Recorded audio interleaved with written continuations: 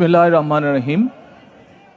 আমি মরহুমা বেগম খালেদা জিয়ার বড় সন্তান তারেক রহমান। আমি আজকে এখানে উপস্থিত সকল ভাইয়েরা এবং বোনেরা যারা উপস্থিত আছেন,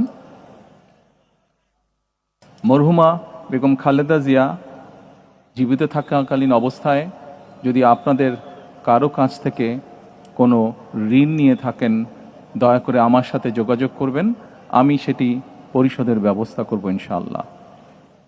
একই সাথে উনি জীবিত থাকাকালীন অবস্থায় ওনার কোনো ব্যবহারে, ওনার কোনো কথায় যদি কেউ আঘাত পেয়ে থাকেন, তাহলে মরহুমার পক্ষ থেকে আমি আপনাদের কাছে ক্ষমা প্রার্থী। দোয়া করবেন আল্লাহ তাআলা যাতে ওনাকে বেহেশত দান করেন। আসসালামু আলাইকুম।